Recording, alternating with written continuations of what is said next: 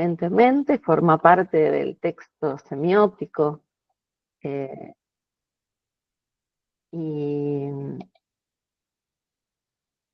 tiene enormes complejidades y desafíos en nuestro presente.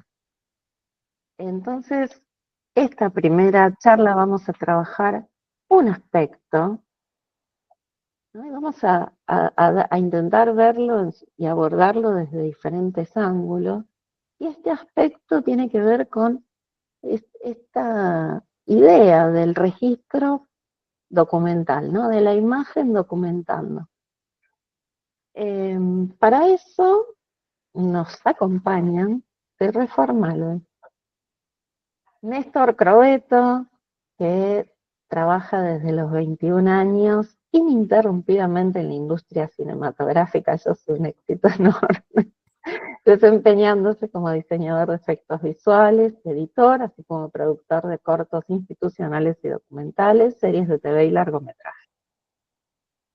Es codirector y profesor de la licenciatura en fotografía de la UNSAM, la Universidad Nacional de San Martín. Y su obra como fotógrafo forma parte de las colecciones del Museo Emilio Carafa y del Museo Nacional de Bellas Artes. Nos acompaña también Mariana Pellegrino, que es especialista en medios digitales con más de 20 años de experiencia en dirección, promoción, producción y ventas de contenidos digitales. Está enfocada en medios periodísticos, industrias culturales y educación. Y además es profesora en nuestra Tecnicatura en Edición de la UNTREF Virtual. Y finalmente nos acompaña Cristian Morales, que es licenciado en Historia y archivista, y actualmente está terminando su tesis de licenciatura en Políticas y Administración de la Cultura, que es la licenciatura de la que esta Tecnicatura forma parte. Actualmente está a cargo de la Hemeroteca Municipal de Catamarca y coordina las bibliotecas municipales de Catamarca. Es docente de políticas culturales, industrias culturales, mercado de bienes culturales. Y lleva adelante un proyecto por el que ya nos ponemos a conversar, Cristian, que trata de resguardar la memoria visual a través de la catalogación y contextualización histórica del archivo fotográfico de la hemeroteca, de la Hemeroteca Municipal de Catamarca, como dijimos antes, de la ciudad de Catamarca. Y entonces, bueno, le vamos a pedir que nos comente un poco cómo está trabajando en ese proyecto de documentación con IA. Ahí está, con IA. Bueno, buen día. ¿Cuántos minutos tengo? Eso, como siempre. Y empecemos, digamos, con un primer paso por unos 5 minutos, 10 minutos, y bueno, después seguimos hablando. Bueno, les comento, como dijo Valeria, estoy a cargo de lo que es la Hemeroteca Municipal. Eso es una institución nueva que hemos creado en Catamarca, donde cada grupo, porque teníamos las colecciones dispersas, las colecciones de diarios, periódicos y revistas desde el año 1850 hasta los 2 diarios que salieron hoy a la mañana. Todos los días va creciendo 2 ejemplares más este lugar. Y aparte de eso, hemos recuperado, conservado y organizado el fondo fotográfico, el fondo documental que tenía uno de los diarios más longevos que había en Catamarca, se llamaba el Diario de la Unión, que estaba compuesto por unas 141.000 fotografías. No son todas, otras se han perdido, pero un diario que tuvo 85 años. En ese proceso de catalogar y ver el asunto de la fotografía, nos hemos encontrado con una situación. Teníamos 120.000 fotografías totalmente catalogadas y perfectas y armadas, y podemos reconstruir el archivo original que tenía el diario, un archivo para los que trabajaron en la gráfica. Suelen estar por orden alfabético las fotografías, no por año, sino por personas, o por instituciones, o por eventos. y una serie de 21.200 fotografías que no tenían ningún tipo de dato, ni de relación. Nos podíamos ver en algunos casos quiénes eran los personajes que aparecían ahí, pero eran fotografías que no habían sido publicadas en el diario, por eso no estaban, el diario mismo no las había catalogado, las había dejado como en una caja en el olvido, y nosotros las empezamos a recuperar. Y acá es donde se empezaron a unir un montón de personas, ya sea por dos equipos de investigación, en los que formo parte de la Universidad de Catamarca, somos historiadores, la mayoría, la propia institución, la propia hemeroteca, y después Catamarca cuenta con algo que se llama el nodo tecnológico, que es un polo tecnológico científico, donde a la sola pregunta le dijimos, che, ¿habrá manera de solucionar la identificación de esta fotografía, de los rostros, de las personas, de una manera de utilizar la IA para esto? Lo hicimos como casi como una pregunta al azar, ¿no? O sea, como una cuestión casi de juego. Es más, era como estar, recordamos el Buscando a Wally, porque era un montón de fotos y de personas. No sabíamos, algunas sabíamos quiénes eran, las fotos, la foto de prensa siempre está en el centro, la fotografía del que el diario quiere que aparezca, pero como son fotos de un diario, también aparece gente a los costados, porque son actos públicos, porque son inauguraciones. Entonces queríamos saber quiénes eran todas las personas que estaban ahí. Y los muchachos de este polo tecnológico, de este nodo científico, dijeron, dale, lo desarrollemos juntos. Y se armó un grupo en donde nosotros le aportamos mucho lo que es la tarea historiográfica. No sé si alguien ha trabajado una vez en un archivo histórico, tiene dos situaciones. Es muy frustrante cuando uno va al archivo y no sabe qué va a buscar, es como estar intentando que aparezca el documento justo que diga esto es lo que estabas buscando para tu tesis doctoral, eso no ocurre casi nunca. Y la otra es la cuestión más agradable, que es la de entrar a un archivo sabiendo qué le vas a preguntar y no cayendo en los espejismos de que uno empieza a buscar por un lado y aparece en otras situaciones y medio que nos dispersamos y nos vamos para ahí y demoramos las cosas años. Cuando la IA potencia las dos, ¿no? Nos dimos cuenta que nos potenciaba las dos cuestiones, de que nos daba espejismos continuamente cuando le queríamos preguntar.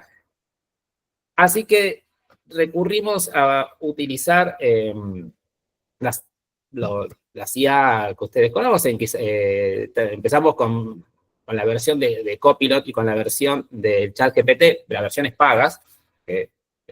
La versión paga y la versión gratis, hay una diferencia muy grande. Y laburamos mucho tiempo en ajustar lo que nosotros queríamos descubrir de las fotografías, utilizando esas 120.000 fotografías que sí teníamos datos, que tenemos los nombres de las personas, que tenemos los lugares, sabemos dónde ocurrieron, a ver si podía identificar rostros de personas en este banco de datos, de estas fotos digitalizadas que ya habíamos hecho, que era muy engorroso ver 21.000 fotografías una por una, medirla, anotar dónde es. Queríamos ver si lo podíamos como resolver de una manera más fácil. En la primera vez que subimos en un lote de 10, 20 fotos, la verdad fue muy frustrante porque las IA tienen eso de que cuando no lo saben, medio que lo inventan o tratan de ser complacientes con su respuesta. Entonces, yo voy a ver si puedo compartir rápido. Vos haceme ruido o cualquier cosa, Valeria, ¿eh? Vos decime, vos decime si estoy... Wally, porque así, con el chiste es como nosotros comenzábamos. ¿Ahí están viendo ustedes? Porque yo estoy viendo la pantalla. No. Sí. Sí, perfecto. Entonces, empezamos a crear con esta con estas inteligencias, inventamos lo que le dijimos el lote A, fotos que nosotros sabíamos de personas quiénes eran. Y pusimos a este, que es un obispo que hubo acá, fotografías de estas mismas personas en diferentes situaciones y en diferentes edades y de frente, de perfil, a lo lejos, con pelo, con poco pelo, hablando, cantando, porque de esta persona teníamos un montón. Entonces, definimos mucho tiempo trabajar de que si podía reconocer a esta persona y que las vea en todas las circunstancias, y después fuimos ingresando un montón de fotografías en donde sabíamos que él es lotes mucho más grandes. Otro lote donde acá hay fotografías como esta, donde esa persona no está, acá tampoco él está, acá está por acá el muchachito ese que queremos ver, acá no está, acá sí está, es esto. Entonces le empezamos a mostrar un montón de fotografías en donde queríamos ver si los podía identificar, ¿no? Si podía identificar en esos lotes, primero de 10 fotos, de 100 fotos, llegamos hasta lotes de 200 fotos, si podía ubicar a la persona sin margen de error. Y tuvimos que hacer un trabajo de... Nosotros pensamos que iba a ser más rápido en el sentido de que nos iba a ayudar a no tener a que nuestros estudiantes no tengan que hacer ese trabajo de chequeo, de repensar mucho tiempo, de armar mucho la pregunta, la IA, y no pudimos deshacer de esas prácticas historiográficas. Todo lo contrario, hubo que afinarla mucho más, si bien tenemos resultados porque puede analizar fotografías y geolocalizar fotografías en bloques muy grandes, nuevamente nunca pudimos dejar todavía de dejar esas prácticas historiográficas de hacerle buenas preguntas, de chequear después la información, porque continuamente tenemos que estar limitándola para que cuando no lo encuentre o no sepa qué decir, no invente.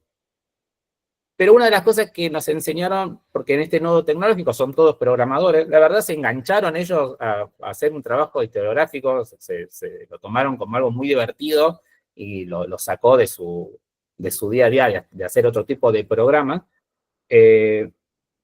Utilizábamos a otras IA para armar lo que es el prompt, ¿no? Para hacer la pregunta cada vez más precisa y a ver cómo lograr un párrafo de consulta, ¿no? Una pregunta en un párrafo lo más perfecta posible, sin ningún tipo de posibilidad de que la respuesta se vaya como por alguna rendija y que vaya a un lugar donde nosotros no queríamos que vaya. Y lo usábamos a las mismas IA que se chequeen entre ellas a ver si había algún tipo de comentario, de pregunta que la IA se podía estar inventando, o si le faltaban datos, porque cuando le faltan datos empieza a tirar cualquier respuesta, y también le empezamos a preguntar a la IA, bueno, ¿qué datos necesitarías para que esta pregunta sea mucho mejor? Y ahí fue como un segundo paso que empezamos, nosotros decimos que lo tratamos como un colega más, ¿no? Intentamos a los estudiantes que entiendan que esto no es magia, de que nos van a...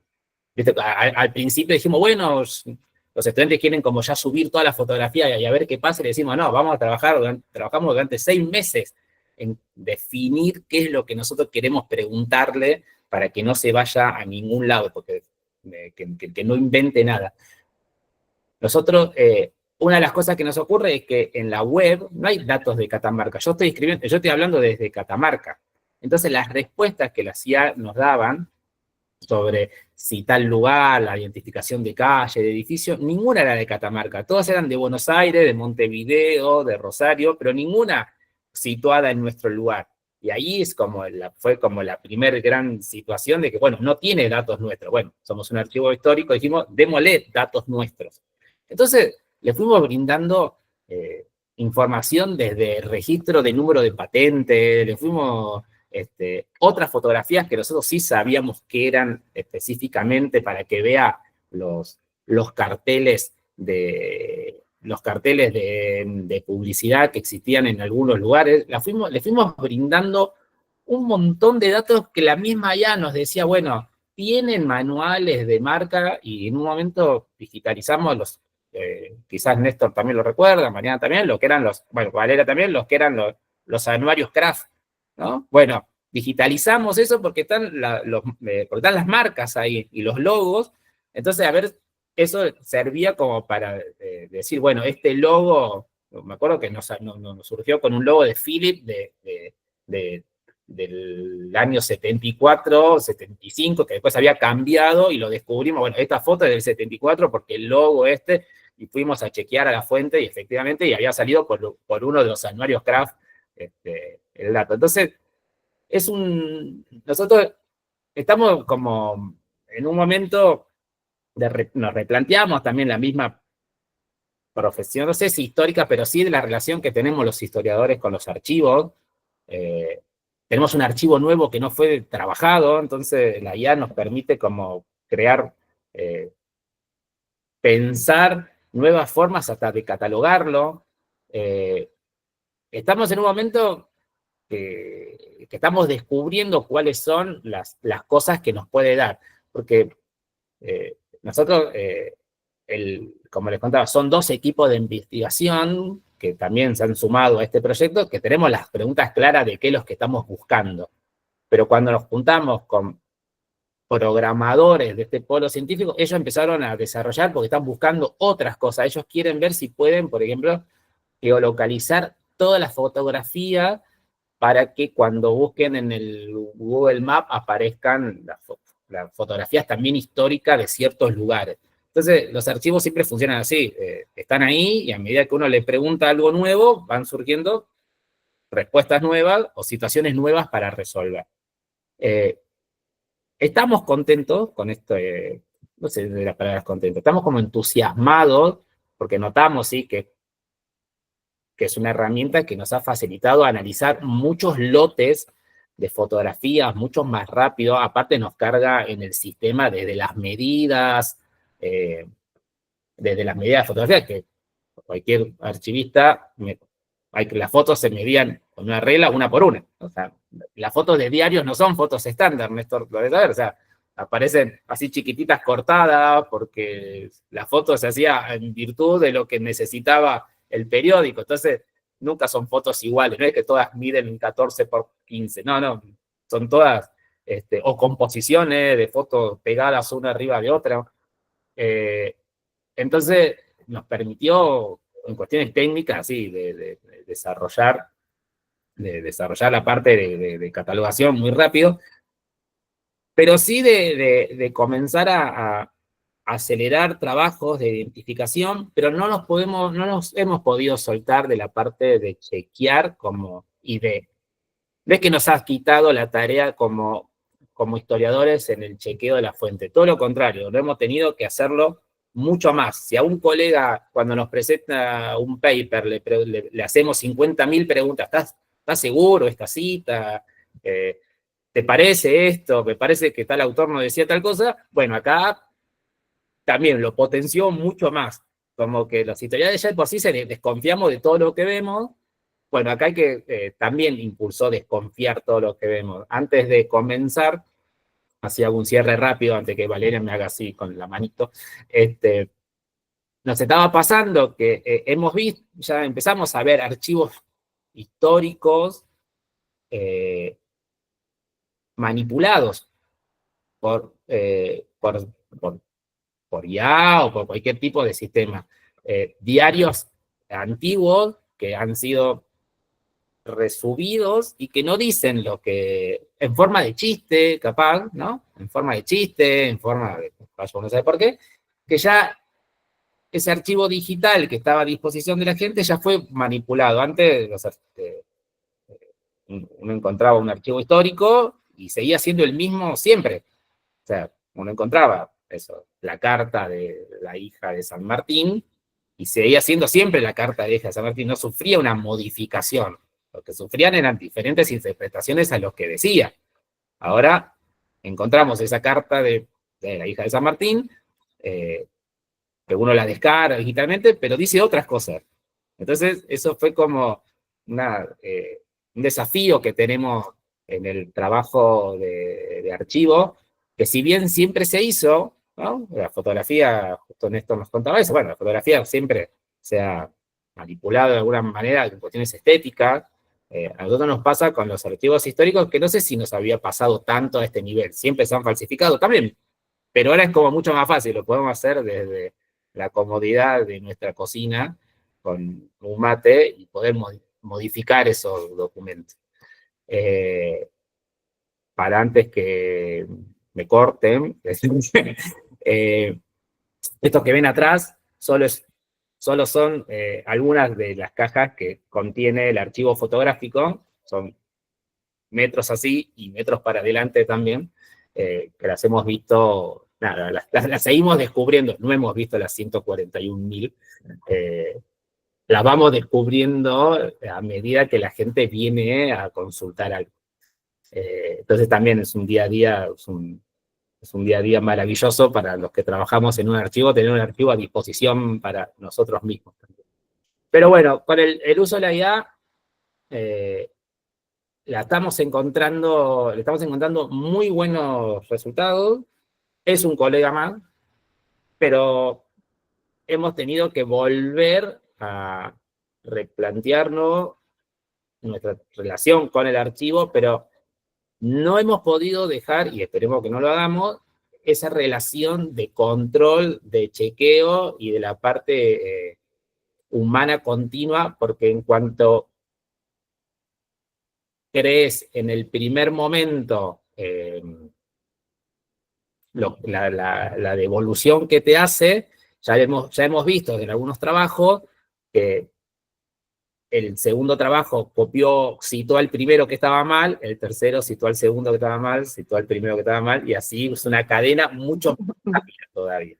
Así que es una herramienta fantástica, pero no hay que quitarle el control continuo de parte nuestra. Ahí, muy rápido. Sí, no. Abriste montones de aspectos y de cosas que vamos a retomar después. Muy, muy alucinante ese trabajo. No quiero decir nada porque todo abre a un debate, ya seguiremos. Pero bueno, desde este trabajo de la imagen como memoria pasamos a Mariana, que es una especialista en medios digitales, editora, contenidista, etc. Como la habíamos presentado antes. Y acá hay un tema que es también el uso de las imágenes en su calidad informativa, ¿no? Y esto nos pone a los editores hoy también en dificultades,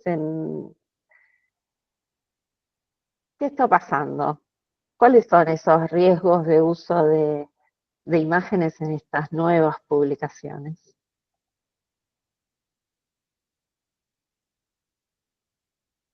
Marian, estás muteada. No quería interrumpir a Cristian y me muteé. Siempre pensamos, ¿no?, que es muy difícil analizar lo que está pasando mientras lo vivimos, pero lo bueno es que tenemos un montón de evidencias de que esto, como también veníamos hablando en la previa, sucedió otras veces de otros modos. Lo que hay es una escala de velocidad y también hay receptores distintos.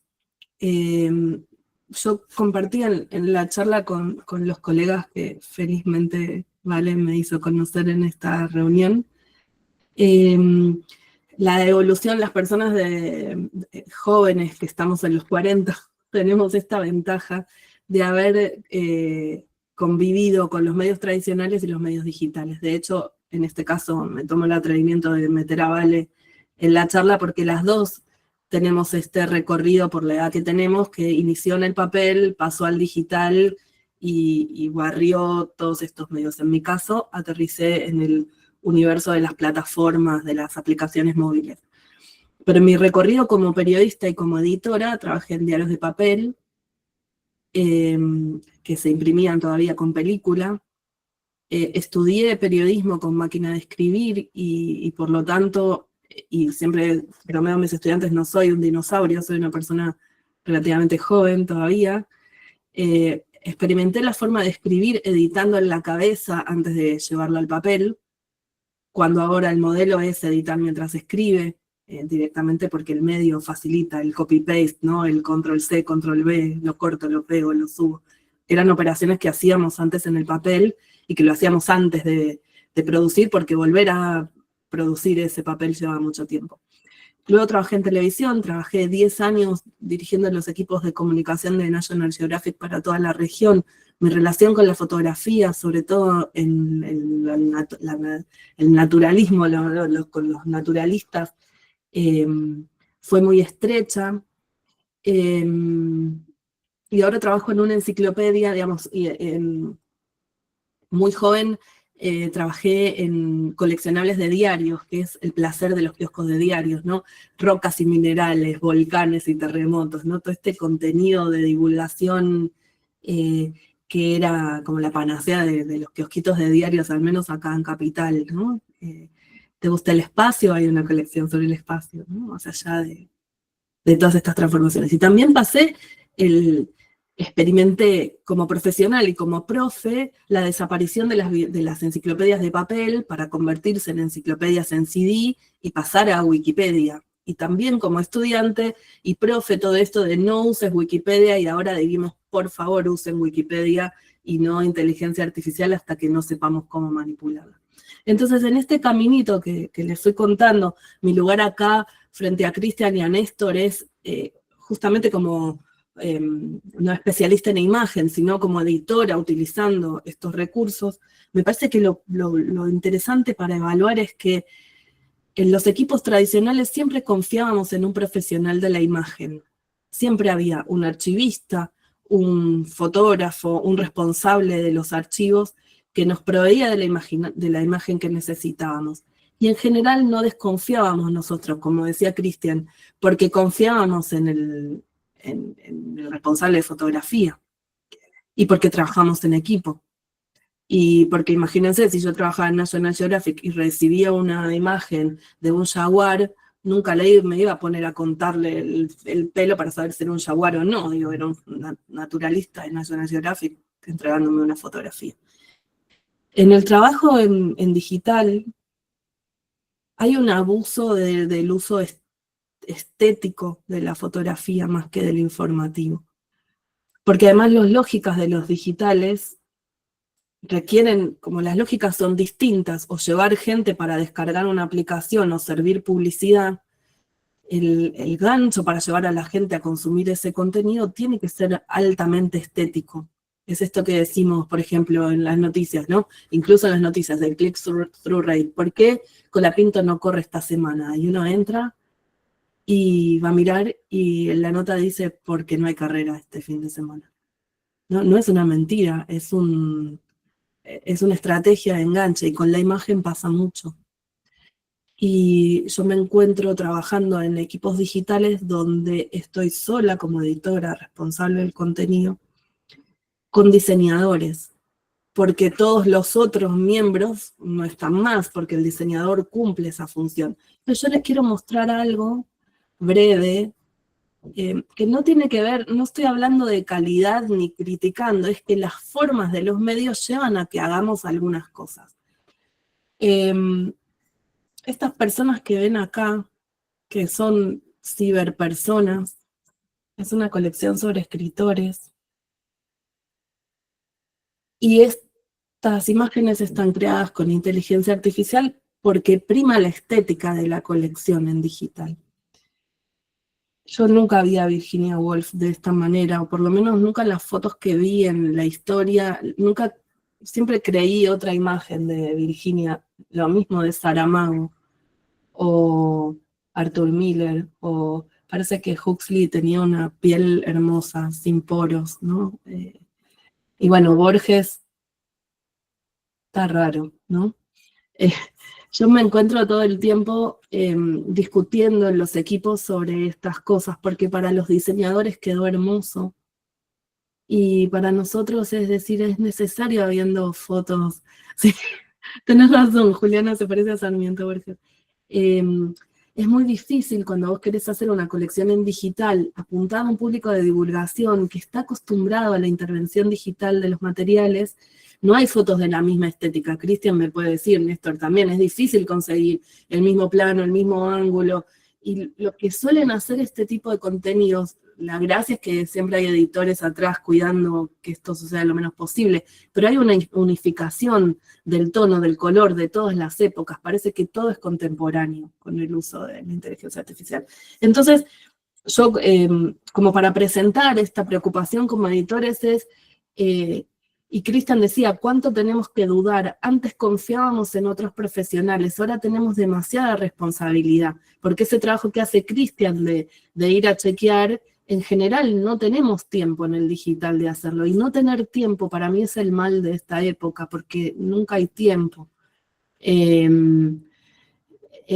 Y de nuevo, pongo esto sobre la mesa, no es algo nuevo. Yo fui contemporánea al momento en donde de las redacciones de los diarios fueron eliminados todos los correctores de estilo, ¿vale? Somos contemporáneas. En un momento, cuando el Word traía la autocorrección, alguien queriendo reducir costos en los diarios, en ese momento yo era periodista de papel, resolvió que esos profesionales generaban gasto y no daban tanto beneficio. Y ahí descubrimos que muchos periodistas no escribían bien, que teníamos angelitos atrás, si creemos en los angelitos o haditas o lo que sea, nos cuidaban. Entonces, ahí Dani quería hablar, pero cierro esto porque aparte coincido, lo que diga Daniel voy a coincidir, siempre nos cuidaban otras personas.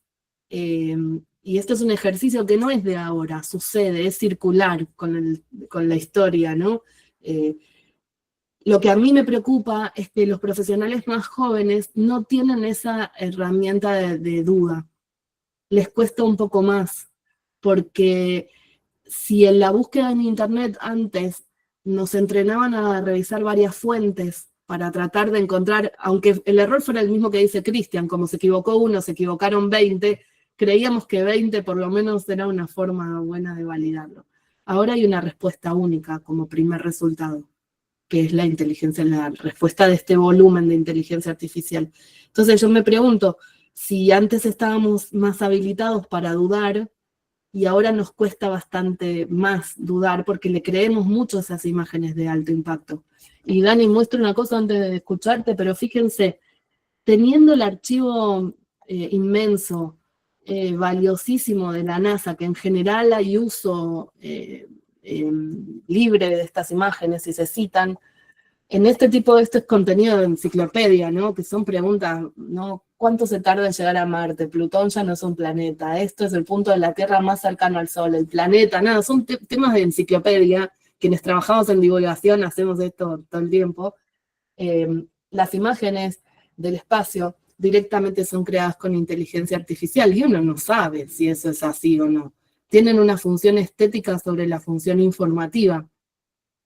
Lo bueno en este caso, y esto es desde la experiencia mía, es que por lo menos hay un editor atrás que cuidó el texto. Pero me pasa cada vez más que la producción textual está apoyada en inteligencia artificial. Entonces tengo que dudar también de mis escritores. Y que en general son jóvenes, y consultarles la fuente. Y bueno, estamos de nuevo en este círculo, ¿no? Eterno, nos comemos la cola en este sentido. Dani, ¿vale? ¿Le puedo dar permiso a Dani para hablar? Sí. Sí, sí. No, yo quería decir, yo entiendo que todos asistimos al funeral de la verdad, pero lo que no entiendo es lo siguiente, ¿cómo es que se produce? Está Borges, que no es Borges, porque bien con inteligencia artificial se podría haber creado una imagen de Borges parecida a Borges, con el contexto que funcione estéticamente. Entonces, me pregunto, porque no tengo tu esfera de trabajo, trabajado mucho tiempo en el cine, que se parece mucho a la estructura militar. Entonces, el camarógrafo no hace lo que quiere, hace lo que dice el director de fotografía, y el director de fotografía hace lo que dice, o el director de arte si existe, o directamente el director. ¿Cómo es que el diseñador tiene la libertad de hacer un Borges que no... Que no es Borges. Que no es Borges? Bueno, depende del tipo de medio, Dani, porque nosotros estamos hablando de medios tradicionales, con estructuras y profesionales que cuidan esto y con lógicas de medio que tienden a esta reproducción de la verdad. Yo pensaba acá en un texto que yo trabajo en todas las universidades en las que trabajo porque me encanta, que son los nuevos paradigmas de la comunicación, de un señor que se llama Orihuela, y él habla, ¿no? También Scolari habla de esto, del paso del profesionalismo al amateurismo. Y lo que acá me parece que es la clave es la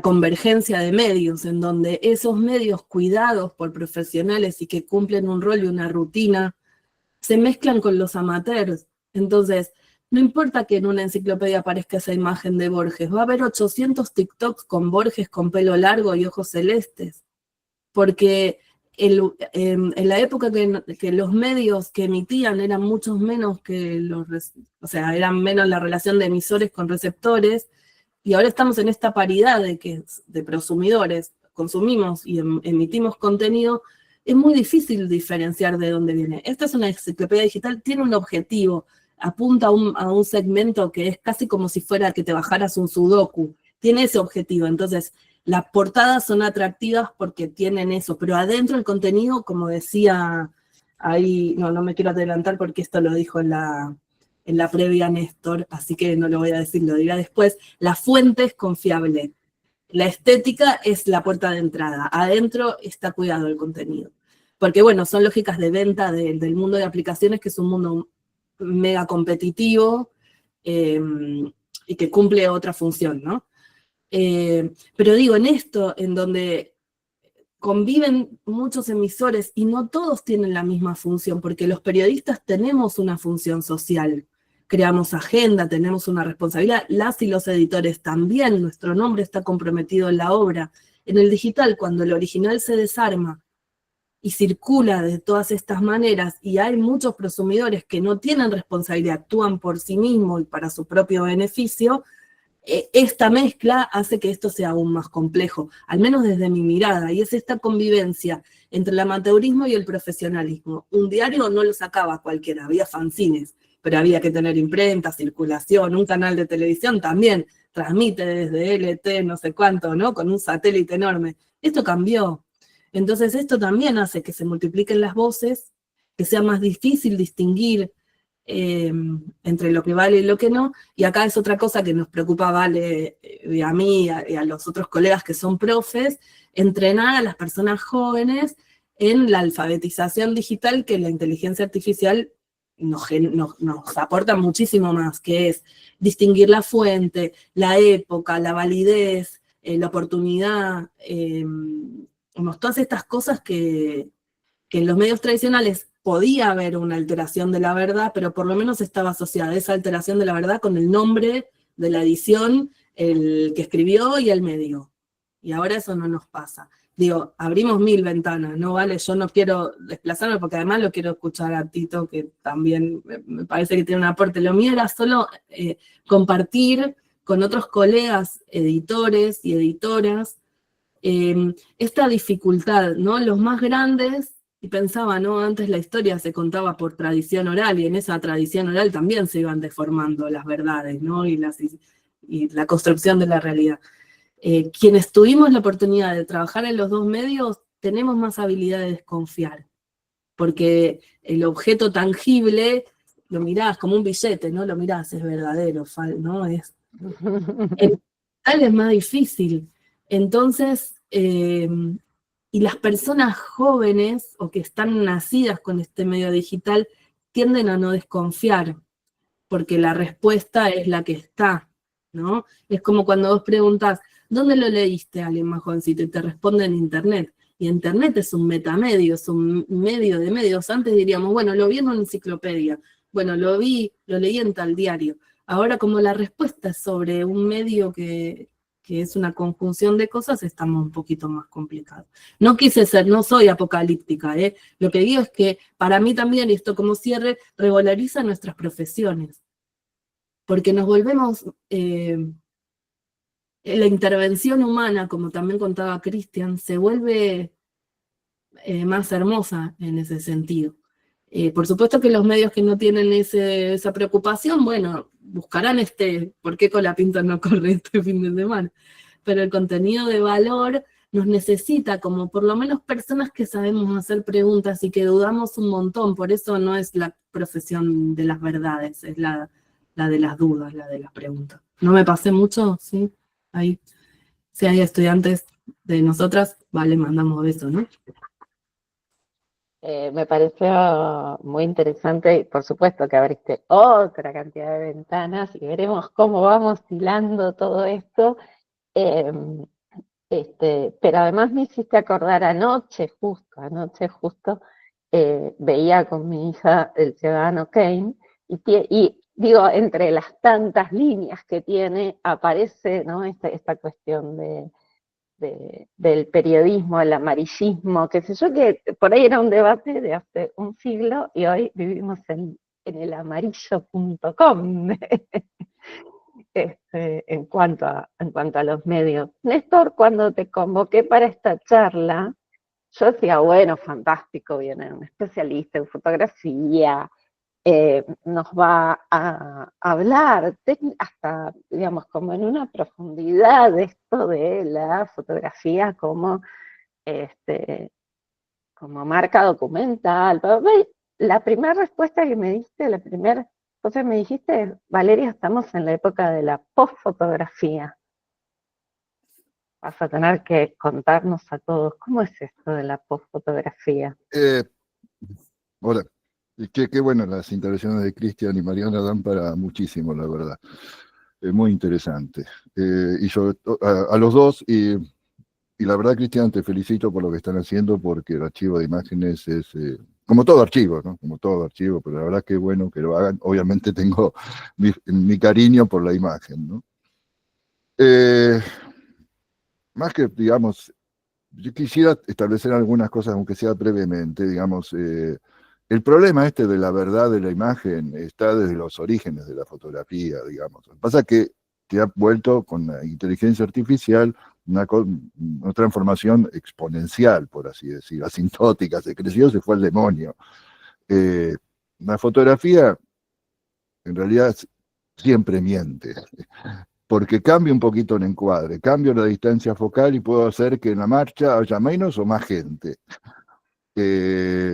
Recordaba, Mariana, no sé si todos lo recuerdan, por ahí no, la chica afgana, la famosa tapa de National Geographic, y siempre odié esa foto, por lo que representaba, porque muchos de los alumnos decían, ¡ay, qué maravillosa foto!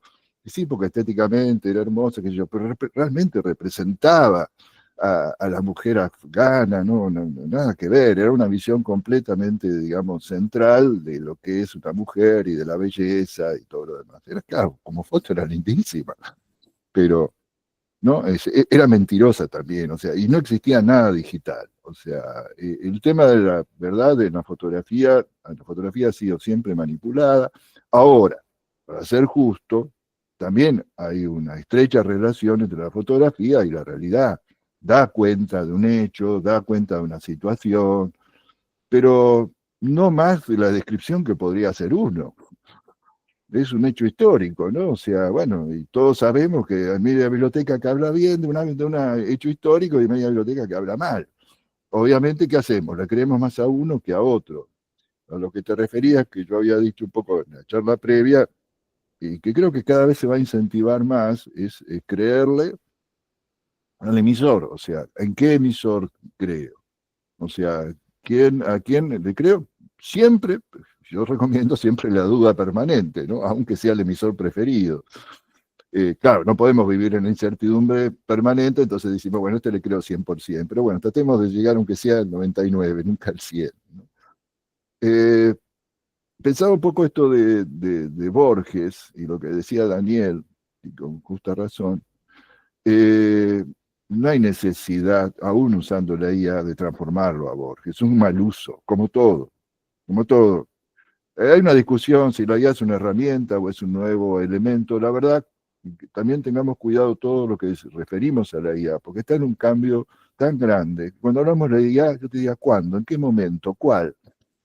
Porque yo creo que a Cristian le debe estar pasando que, bueno, que hace un mes lo resolví ahora de una forma y ahora salió el chat GPT-32 que lo resuelve de otra y entonces todo lo que hacíamos antes que estaba genial ya no es tan genial porque apareció algo maravilloso. Yo que estoy trabajando con imagen generativa, la verdad, hace 2 años, 3 años que yo estoy trabajando con imagen generativa y la cantidad de modelos, programas que me he aprendido que he tirado al tacho de la basura porque ya vino otro que lo hace de otra forma y yo creía esto es genial, esto es buenísimo y ya no, ya hay otra cosa. Es peligroso realmente porque es una herramienta enorme, poderosa que yo creo que hay que mirarla y usarla pero con mucha desconfianza. Pero no una desconfianza que la vuelva, digamos, rechazo, sino todo lo contrario. Es una herramienta extraordinaria, pero que obviamente hay que usarla con muchísimo cuidado, ¿no? O sea, no den por nada definitivo, traten de no hablar de la IA como si fuera una sola cosa, porque no lo es realmente.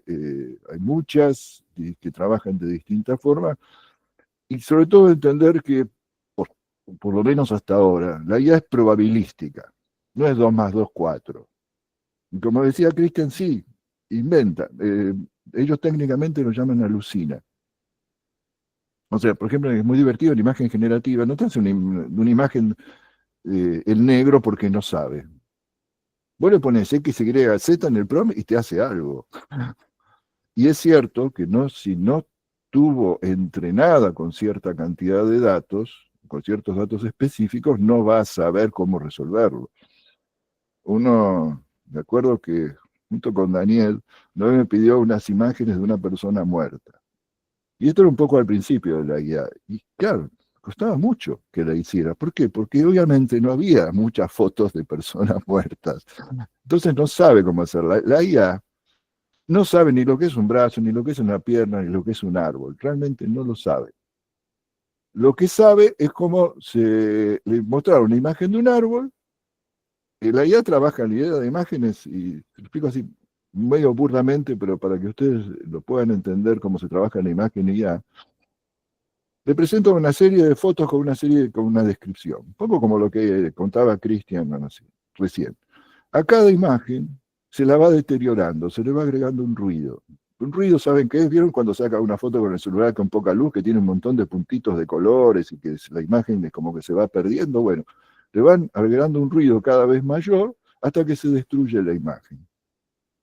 Y después hacen el proceso inverso, generan un ruido y a partir de ese ruido, más el texto con que fue descripto, árboles, mesas, autos, lo que fuera, empieza a reconstruir. Agarra ese texto y a partir de un ruido que es totalmente aleatorio, empieza a generar una imagen. Pero en realidad no sabe exactamente qué es un árbol, no tiene idea, fue entrenado con eso. Le mostraron un dibujo, por así decir, porque una foto no deja de ser un dibujo, de un árbol, y bueno, entiende que eso es un árbol.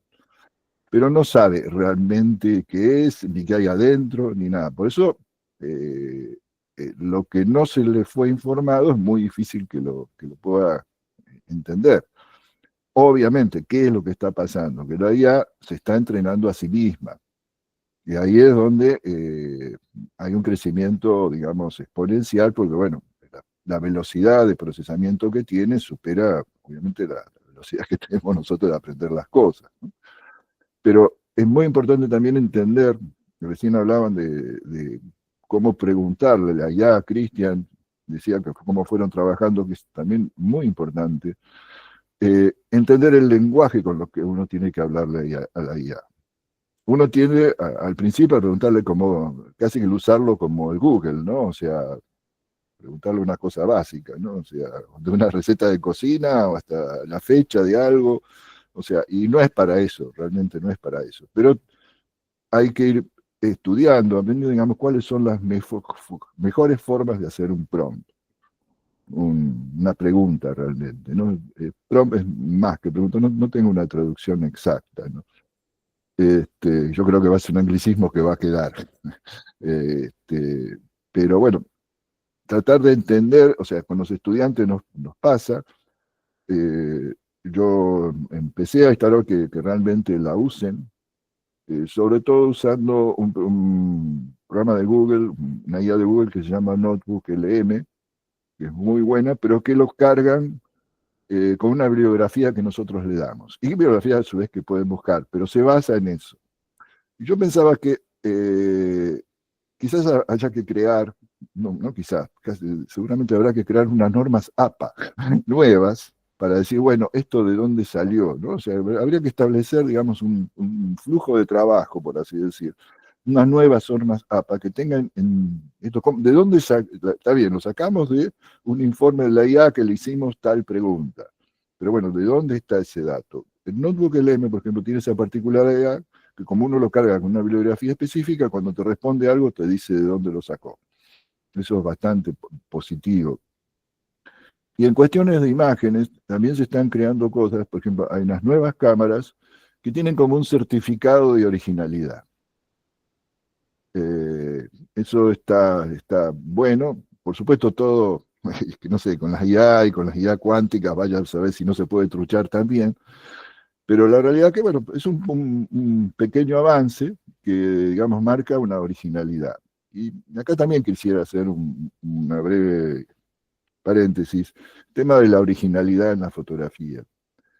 A mí me pasó cuando empezó lo digital, decía, no, bueno, pero no, yo saco fotos en analógico porque eso es la verdad. Porque saco la foto y entonces, como yo no la manipulo, es la verdad. Bueno, digamos, más allá del tema conceptual, ideológico y todo lo demás, si hay algo que la fotografía analógica no tenía buena respuesta, es en el contraste, en el color, digamos, hoy la digital prácticamente tiene una respuesta medible, realmente medible, en cuanto a fidelidad con el contraste, con el color de la realidad, muchísimo mayor. Pero claro, como la manipulaba el laboratorio, como la manipulaba el fabricante de la película, entonces se consideraba que la fotografía era, yo no la manipulo, es la verdad. Está el negativo, acá está la prueba de originalidad, es muy relativo también todo eso, ¿no? A nuestros alumnos, yo particularmente, les enseño mucho a trabajar sobre la imagen, o sea, a manipularla, pero a manipularla en el sentido de lograr, digamos, hay dos alternativas, digamos, en la vía autoral, donde pueden hacer con la imagen lo que se les da la gana, siempre que lo puedan justificar, obviamente. Y una vía un poco, digamos, más, por así llamar, de fotoperiodismo documental, que esa imagen respete lo más posible la realidad. Las cámaras, aún las mejores, tienen ciertas limitaciones, que sobre todo por el medio que se van a reproducir, que uno las puede modificar para que tenga una respuesta más real, por así decir, ¿no? O sea, el hecho de manipular la imagen no significa que uno la está alterando.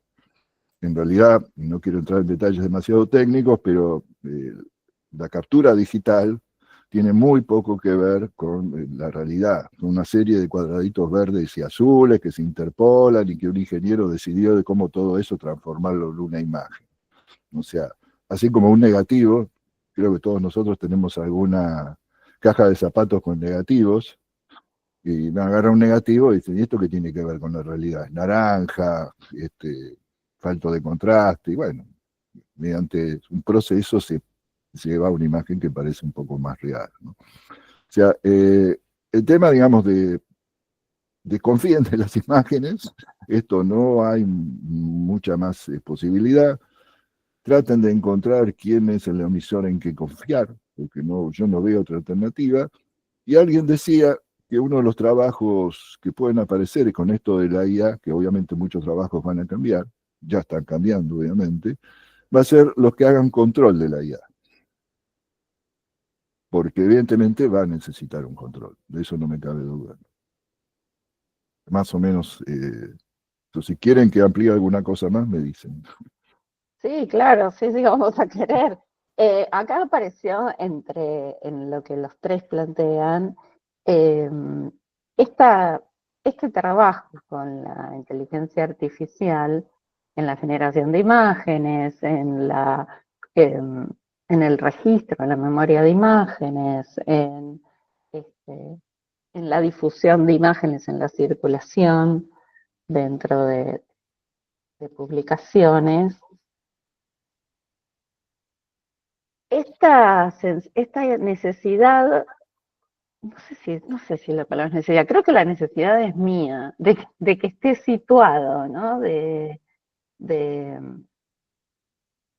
Perdón, ¿no? Que te sí, interrumpa. Ahí recién alguien preguntaba fotografía e imagen, ¿no? O sea, creo que entiendo decir, bueno, ¿y cuál es la diferencia? La realidad es que las imágenes generativas, las imágenes realizadas con IA, no son fotografías. Punto. No, eso, digamos, no hay que discutirlo. Ahora, ¿eso es malo? No. Es un hecho más, es una producción humana, y, digamos, voy a traer un ejemplo medio remanido, pero ¿qué no? Por ahí el Guernica no cuenta más de la gravedad de la guerra que una foto simple de la guerra, no sé, o sea, es un hecho más humano, es un producto más de la historia, ¿no? Diane Arbus, una gran fotógrafa y una fotógrafa de la época analógica, eh, ella decía, no, la fotografía no es la realidad, pero es un nuevo elemento en la realidad. Y lo mismo de algunas pasa con la imagen generativa. Insisto, no es una fotografía, no da cuenta de un hecho, pero da cuenta de una actividad humana. Alguien lo hizo, alguien quiso expresar algo, alguien contó algo. Obviamente puede haber contado una tontería, un error, o de mala fe, o una cosa genial. O sea, todo depende de aquello como se use, ¿no? Pero, insisto, no, obviamente no es una fotografía.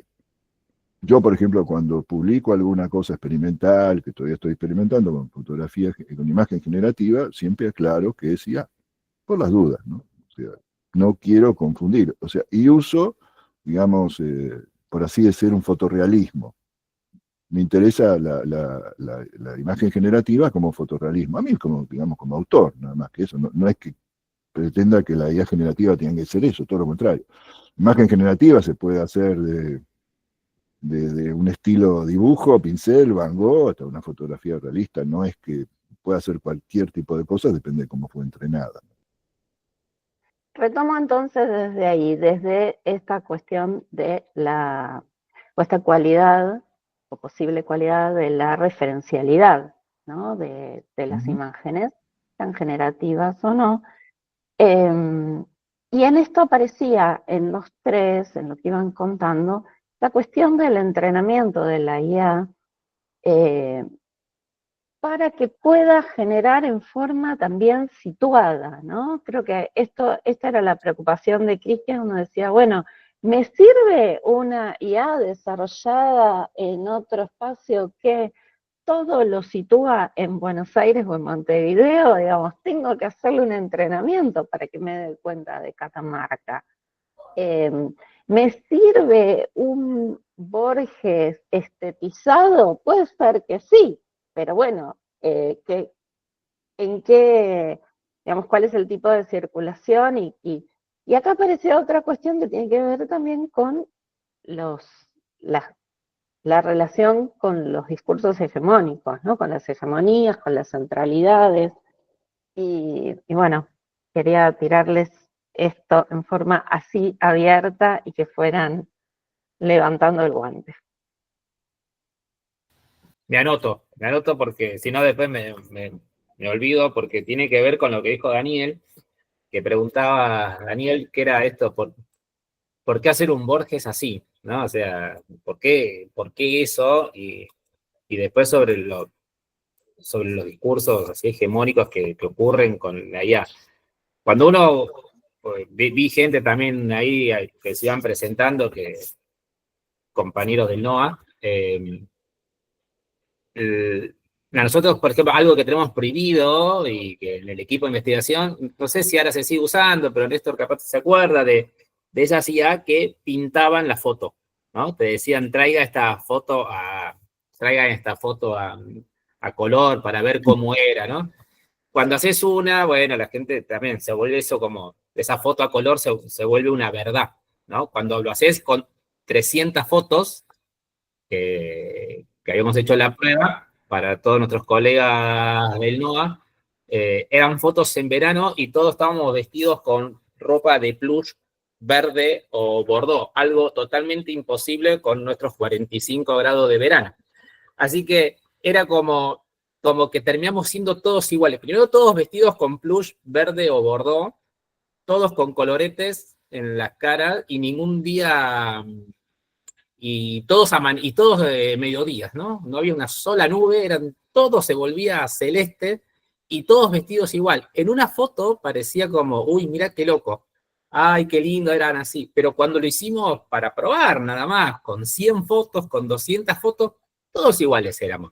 Y vestidos de una manera totalmente imposible en las temperaturas que nosotros, nosotros vivimos. No tiene muchos datos de lugares que, por ejemplo, esto, nosotros hacemos de Catamarca, no tiene datos. Es una vacancia enorme que tienen, nosotros como dicen esto, la tuvimos que alimentar sí o sí, porque si no nos produce, Daniel, un montón de Borges así. Nos produce un montón de Borges, todos así, pero que se vuelven verdad, porque el otro que lo está mirando no le está importando mucho, lo toma como una verdad, no hay una cuestión de preguntar, ¿esto será, este Borges será así? ¿Este color bordó o verde de plus, será que se visten así en Catamarca en la década del 50 en pleno verano? Y no, pero lo toman como verdad, son todas así y desaparecen. Entonces cuando decías eso, ¿hace falta hacer ese Borges? No se lo preguntan.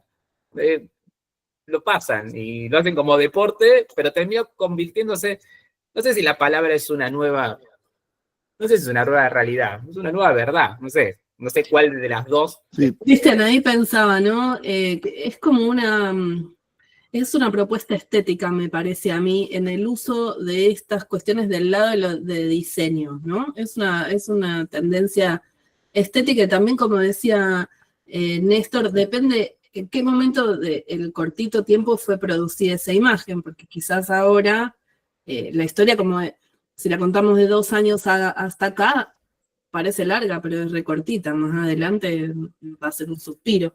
Pero yo pensaba en esto, ¿no?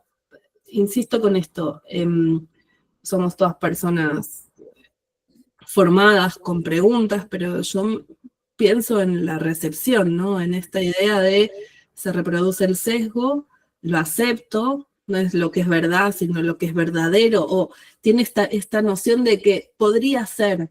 Entonces es como que en algún tipo de medio eso prima más que si es apropiado. Pero yo quería tirar pero porque es una cosa que a mí me interesa en los temas que investigo, que, digamos, al inicio se discutía la intermediación de los medios, ¿no? Como, bueno, la discusión siempre de matar al middleman, al intermediario, ¿no? El intermediario tiene una función, sobre todo desde la ideología, ¿no?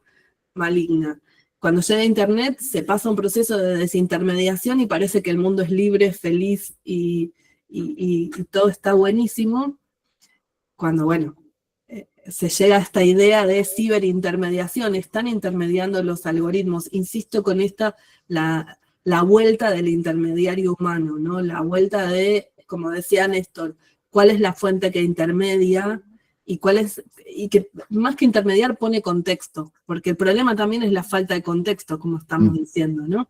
En el contexto, acompañada por un texto con una fuente confiable, esa imagen podía ser ilustrativa, pero estaba en un contexto. En la falta de contexto esto es un poco más preocupante, porque el contexto es el que acomoda, ¿no? Ahí decimos, bueno, esto fue generado por inteligencia artificial, es un ejercicio de fotorrealismo, bueno, lo que sea, pero al no haber contexto, la comprensión, los niveles de comprensión bajan. Y la audiencia que mira en digital, lo hablo como persona de digital, tiene muy poco tiempo en hacer ese cruce de esto es verdadero, esto es, dónde es muy rapidito eso. Y el sesgo se reproduce y queda. Entonces el ejercicio es mucho más difícil en esta competencia voraz por la atención del lector, del usuario, del consumidor y la multiplicidad de medios. Estamos hablando de, trabajé años en documentales millonarios de no sé, investigaciones en África y cámaras puestas para ver un pajarito 5 minutos, y ahora la inteligencia artificial pone a hablar a Napoleón en estos videos de personajes como reproduciendo, hablando, y es lo que nos pasa también. La libertad es un acto de fe y de esperanza, dijo no sé quién, y todos reproducimos, nadie va a buscar si lo dijo de verdad. Nos quedó cómoda la frase, parece culto que lo dijo alguien, y lo repetimos. Ese era mi aporte en ese sentido, ¿no?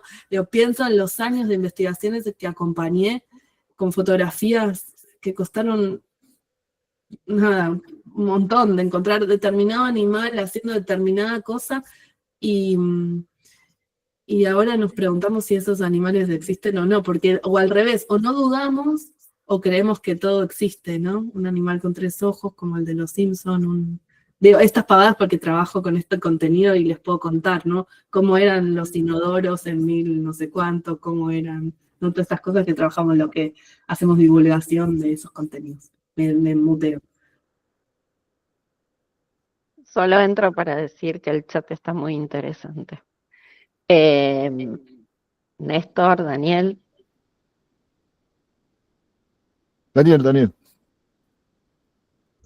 Bueno, a ver, por ahí me voy a la mierda. Cualquier cosa vos, Valeria, me decís. Porque yo antes dije, bueno, asistimos al entierro de la verdad. En realidad la verdad no existe. La verdad es, vieron que cuando nosotros vemos algo hay un impulso físico que el cerebro interpreta de una manera. O sea que la verdad es una interpretación de la realidad.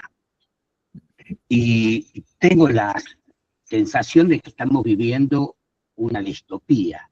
O sea, no, pero lo digo en serio, no es poesía.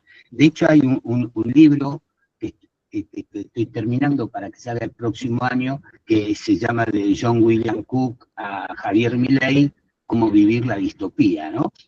Porque el príncipe hoy es un psicótico, que dice cualquier número, dice cualquier cosa, y que no es que esté ajeno a la realidad, no, él inventa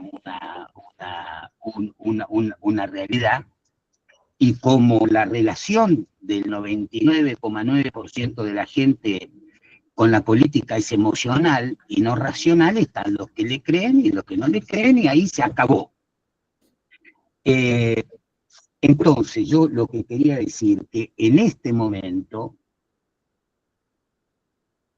lo pensé en este chat y por ahí mañana digo, es una estupidez que estás diciendo, pero también demuestra lo útil de esta conversación, por lo menos se ocurrió una idea aunque sea mala. Me parece que estamos necesitando una sobredosis de realidad. Algo que contraste, que pare este discurso. Por ejemplo, el discurso.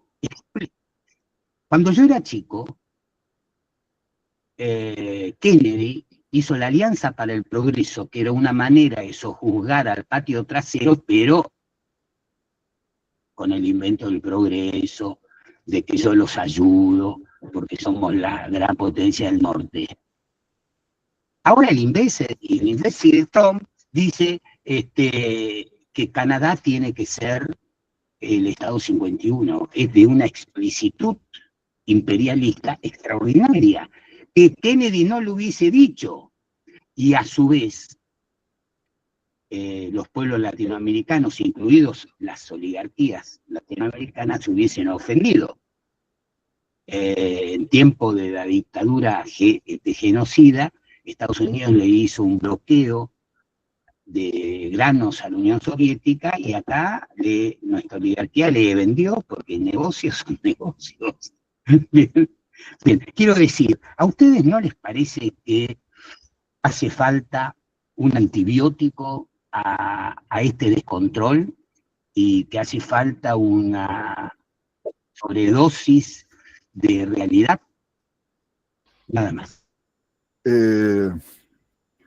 Creo que sí, Daniel. El tema es lo que yo estaba pensando, digamos, cómo tratar de que la gente tenga una actitud un poco más, menos emocional, un poco más racional, no se me ocurre un mejor término, para analizar y ver toda esta información que estamos recibiendo. Pensaba, por ejemplo, en Facebook, que al principio parecía una cosa muy interesante. Uno puede discutir un tema, ¿no? Y en realidad te empezás a dar cuenta que todos los foros se transformaron en una cloaca. O sea, empezás a desconfiar realmente de la raza humana, ¿no? Porque de la humanidad, puedes decir, bueno, esto realmente somos, ¿no? O sea, eh, yo participo de unos cuantos foros, pero muy, muy segmentados. O sea, cuando hice mis primeras experiencias, ya tiempo pasado de Facebook, ¿no? Unos pocos años, pero parece prehistoria, me llamaba la atención la virulencia con que se discutían cuestiones técnicas de fotografía, pero digamos, muy simples, ¿no? Digamos, cosas que nos daba para casi el insulto. Y es extraordinario, realmente horrible. Pero digo, bueno, por eso pienso, digamos, que vamos a tener que generar alguna norma APA, o sea, cómo conducir a la gente, impulsar para que tengamos una actitud un poco más crítica. Y por otro lado, vuelvo a insistir en el tema, desconfiemos esto que la IA tal cosa, ¿no? O sea, decían Cristian, y decía con justísima razón, que bueno, que para colorear es coloreado todo más, digamos, de una forma verosímil, por así decir. Y bueno, también al principio sí, obviamente todo esto tenía mucho más errores que ahora. Por eso digo, más errores que ahora, no es que ahora no tenga, pero bueno, tenía mucho más. A mí me pasaba al principio que cuando quería generar una persona, me generaba un asiático. ¿Por qué? Porque la mayor parte del entrenamiento se hizo obviamente con asiático. Pero simplemente agarré y en vez de ponerle una persona sentada, le ponía una persona caucásica sentada y ya está. Y después le agregás la edad y le agregás el entorno y empecé a sorprenderme que si bien es cierto que cuando le ponía algo latinoamericano tendía mucho a ponerme un latinoamericano, digamos, el ambiente central, con muchas palmeras, obviamente, pero bueno, le iba conduciendo. Hay, por ejemplo, uno le puede poner algo negativo, o sea, aparte de ponerlo positivo, decir, no pongas palmera. Es un poquito más complicado, pero groseramente más o menos es así, bueno, ya no me ponía palmera. Lo que quiero decir es que también tenemos que educarnos en la forma de usar toda esta IA, que la verdad, no guste o no, es como la electricidad. El mundo ya no existe sin electricidad. Si mañana, no sé, viene un microbio y se come la electricidad, el mundo vuelve a la caverna, que el 80% de la población debe desaparecer, o sea, no hay forma de volver para detrás. Yo creo que nos guste o no, la IA está, entonces con más razón, bueno, preocupémonos, mantengámonos muy atentos, estudiémosla y generemos de alguna forma alguna norma de control. Tampoco un control excesivo, porque después, bueno, ¿quién controla? Después viene la censura, ¿no? O sea, yo uso algunos lenguajes, llamas de chat, no de imagen, de chinos, y la verdad que son bastante buenos. Ahora no le preguntes nada a Tiananmen o ciertas cosas, porque bueno, no te va a decir lo que pasó, ¿no? O sea, todos sabemos la influencia que tienen. O sea, al principio, por ejemplo, el ChatGPT te ponía, hacerme una foto de un papa y te ponía un papa negro para hacerse el inclusivo, digamos, ¿no? O sea, un exceso de corrección tenía, o sea, pero bueno, casi tenemos que tomar a la IA como una persona más, ¿no? Perdón, no es una persona, pero cada vez se va acercando más a nuestros errores también, a nuestras formas de pensar, porque esa es la búsqueda, en realidad, están todas hechas en base a redes neuronales, y bueno, red neuronal tiene que ver con eso, porque realmente está basándose en el funcionamiento de nuestro cerebro, cada vez se nos va a aparecer más, y es probable que en algún momento, antes me parecía que eso iba a pasar en 500 años, ahora no sé, digo, por ahí dentro de 20 años, y estamos conviviendo con nuevos seres, o somos ya biomecánicos, no sé lo que puede pasar, ¿no? La verdad, ya no digo a nada, esto no va a suceder. como dicen los redondos, el futuro llegó hace rato, ¿no? Sí, por supuesto, sí, ya está, ya nos pasó por encima. Yo me acordaba, Néstor y Vale, de mis primeros años de periodismo digital. Yo, por la edad que tengo, entramos primero a los medios digitales que a los medios de papel. Y recuerdo cuando en un momento, para hacer cobertura, yo cubría música y libros, ahí nos cruzamos la vida con Vale, hace muchos años, y nos mandaban a las periodistas a cubrir cuestiones con cámaras digitales. Y esta fue la primera revolución más cercana de aquí en el medio, de decir, no, los fotógrafos, yo no voy, no me corresponde, no voy con una cámara, no, nos mandaban a escribir, filmar, sacar fotos. Toda esta discusión en los medios que se armó, ¿no? El fotógrafo defendiendo su lugar, nosotros defendiendo a los correctores, ¿no? Todo esto que pasó, que finalmente, bueno, hubo un tiempo muy álgido con eso y después se acomodó. Lo mismo pasa con la inteligencia artificial, en el sentido de que muchos medios, sobre todo no los gigantes, sino los digitales, los propios editores hacemos redacción, video, fotografía, audio, traducción. Yo en la enciclopedia en la que trabajo muchas veces estoy sola y genero fotos, videos, audios, y manejo contenido en español, portugués de Portugal y alemán e inglés, y yo no sé alemán. Porque Sí, cuento con, digamos, personas que corroboran mi trabajo, pero la generación la hago yo. Fotonotas, audionotas, ¿no? Cada vez más estas herramientas ponen a disposición. Entonces, para poder manipularla, como vos decías, tenés que saber, porque una cosa es construir un texto sobre, no sé, el antiguo Egipto, les digo algo que trabajo en general. Bueno, hace un video y me pasó recién probando, ¿no? Antes esto lo confiábamos a editores que trabajaban con fotos. No les puedo explicar la reproducción, lo que me costó generar un video sobre el antiguo Egipto, tratando de discutir, a ver, el piso era así, esta es una columna así, ¿por qué había formas redondeadas? Es una tarea imposible para una persona con juicio. Es decir, yo esto no lo puedo hacer, no me puedes pedir un video de esto, por más que exista la herramienta, porque está lleno de incorrecciones, y por más que pongamos, este es un video, tiene efectos ilustrativos, es para facilitar la incorporación del conocimiento. Les juro, las palmeras, yo no soy historiadora, yo soy, genero contenido de divulgación, pero, y tengo criterio y digo, esto no. El tema es si uno sabe qué preguntar y qué revisar, porque en la medida que las herramientas te facilitan esta construcción, quedó lindo, es la respuesta, ¿no? Bueno, sí quedó lindo, pero hay plantas que no existían en Egipto, tipos de pisos que no eran así, y es un desafío muy interesante. No, correcto. Lo que planteas son dos cosas que realmente son muy interesantes, digamos. Por un lado, uno dice, la IA nos va a aliviar el trabajo, y parece que es totalmente al revés, nos está llenando de laburo, no podemos descansar nunca, porque encima tenemos esa doble cosa, como podemos hacer más cosas, y encima aparecen cosas nuevas que nos obligan a estudiar otra vez lo que ya creíamos que sabíamos, no, es como, yo cuando salió el Photoshop, estoy usando el Photoshop del año 1 del Photoshop, hasta que salía el Photoshop 2, con nuevas cosas, pasaba un año. Claro. Yo aprendí a usar Photoshop, ahora parece que una cosa nueva cada semana y la cabeza me explota.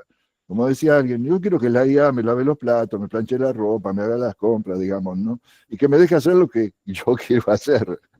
Y en realidad casi como es como una sobreexplotación, no podemos descansar nunca. O sea, hoy, entre la comunicación, que en cualquier momento te llega un WhatsApp o un mail, o sea, no podemos parar nunca. Este es un problema. Y con respecto al trabajo, lo que vos decís es cierto. O sea, bueno, ahora, bueno, traducilo vos, hacerle un video vos, y ya es absolutamente demasiado. O sea, no podés controlar todo eso.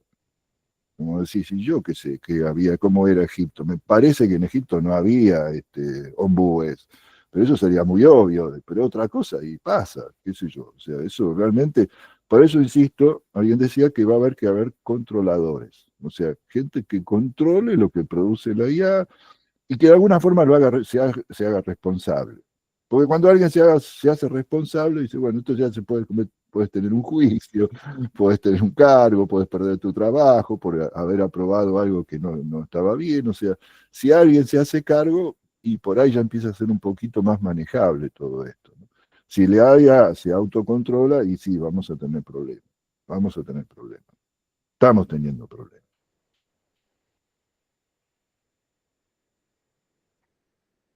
¿Qué mesa? Néstor, hablabas recién de los controladores, y bueno, históricamente hemos sido los editores.